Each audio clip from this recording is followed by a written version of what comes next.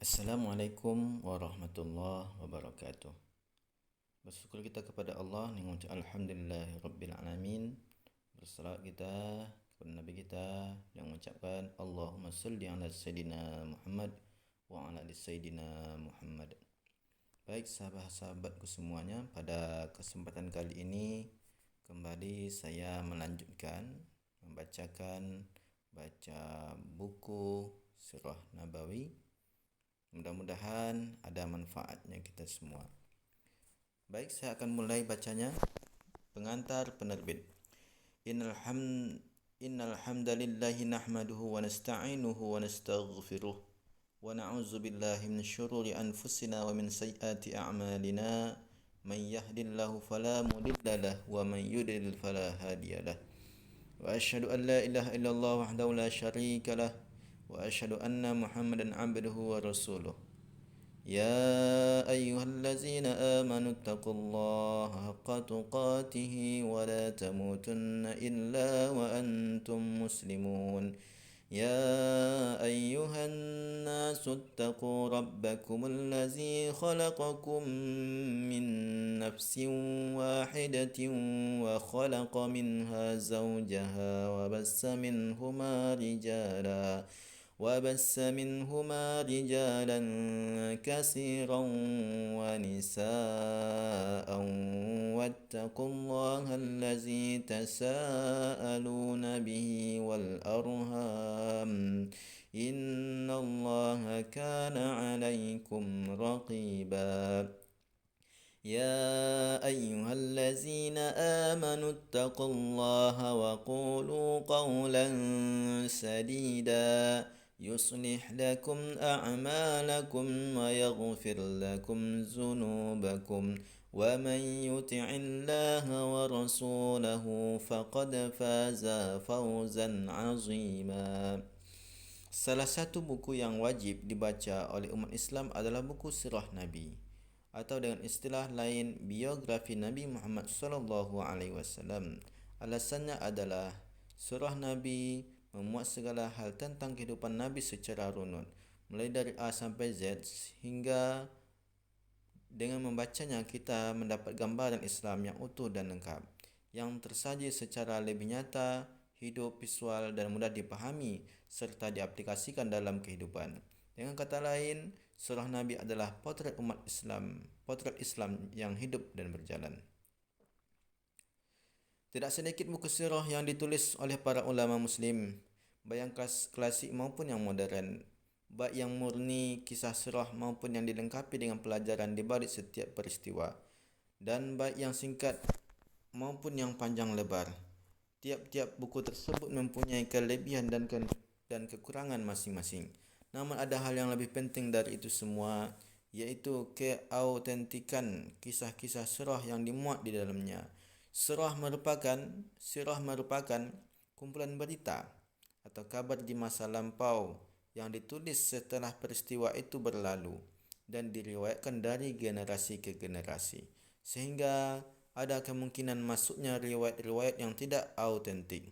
Oleh karena itu, diperlukan kajian terhadap keautentikan setiap riwayatnya agar kita benar-benar hanya mendapatkan riwayat-riwayat yang jelas kedudukannya dan dapat dipertanggungjawabkan. Sirah Nabi karya Ibnu Katsir ini, menurut hemat kami, adalah tergolong buku sirah terbaik dibandingkan buku-buku sirah yang lain. Kesimpulan ini kami tetapkan berdasarkan alasan-alasan berikut. 1. Penulisnya seorang ahli sejarah. Ibnu Katsir tergolong ulama yang sulit dicari tandingannya karena beliau menguasai banyak bidang ilmu pengetahuan. Selain bergelar muhaddis, ahli hadis, mufassir, ahli tafsir, faqih, ahli fikih, dan gelar ternama lainnya, beliau juga digelari mu'arrikh alias ahli sejarah. Dalam hal ini, beliau memiliki karya tulis sejarah fenomenal yang memuat riwayat-riwayat sejarah umat manusia, dimulai dari kisah manusia pertama yaitu Adam alaihissalam, yaitu Nabi Adam alaihissalam, hingga akhir masa kekhalifahan Islam. Kisah-kisah sejarah itu beliau tuangkan dalam kitabnya Al-Bidayah wan Nihayah. Di dalam kitab tersebut termuat pula sirah Nabi Muhammad sallallahu alaihi wasallam serta biografi 4 orang Khalifah Rasyidin. Namun perlu diketahui bahawa kitab sirah yang sekarang yang ada di tangan anda ini bukanlah saduran dari kisah yang tercantum dalam kitab beliau tadi. Bukan pula kutipan-kutipan dari kisah-kisah populer. Akan tetapi kitab ini ditulis secara khusus dan murni kitab sirah. 2. Penyusunan kitabnya berdasarkan metode muhaddisin.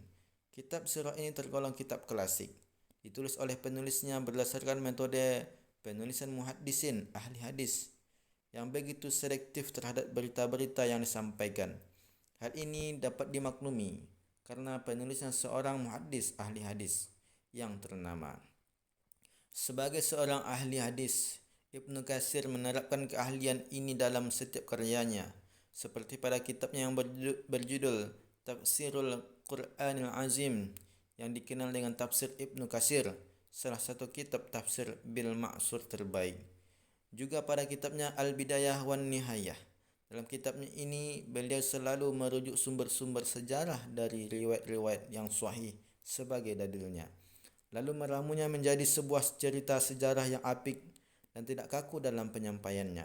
Dengan kata lain, dalam sirah Nabi ini, Ibnu Katsir menempuh metode bil ma'sur, iaitu berdasarkan riwayat-riwayat. Meski begitu, beliau juga tidak meremehkan kitab-kitab sejarah yang ditulis oleh para ulama sebelumnya seperti At-Tabari dan lain-lain. Hanya saja pada kitab sirah ini penulisnya tidak terang-terangan mendedikasikan karyanya ini sebagai kitab sahih. Bagaimanapun juga metode ini lebih dapat dipertanggungjawabkan daripada metode penulisan yang lain. 3. Hadis-hadisnya telah ditahqiq, ditakhrij dan diperjelas maknanya. Kitab sirah Nabi ini semakin berbobot dan lengkap dengan tahqiq Syekh Salim bin Aid Al-Hilali. Dalam tahqiqnya, ia melakukan takhrij terhadap riwayat-riwayat yang dijadikan sumber atau rujukan Ibnu Katsir dalam penulisan kitab sirahnya ini.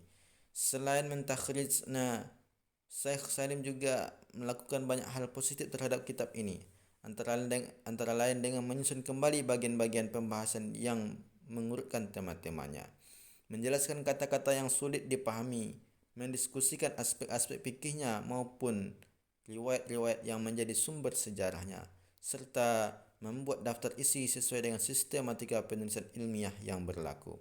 4.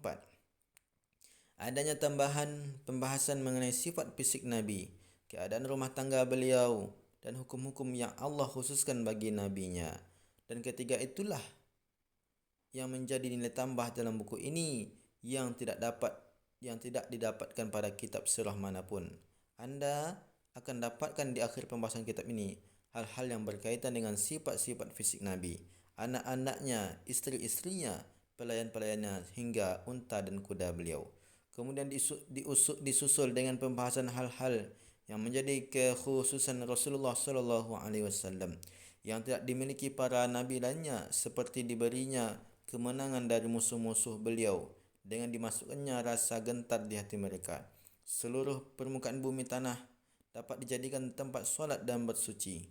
Dihalalkannya harta rampasan perang, diberikan hak memberi syafaat pada hari kiamat, dan diutus kepada seluruh umat manusia, dan masih banyak lagi keistimewaan lain yang hanya dianugerahkan Allah kepada Nabi beliau.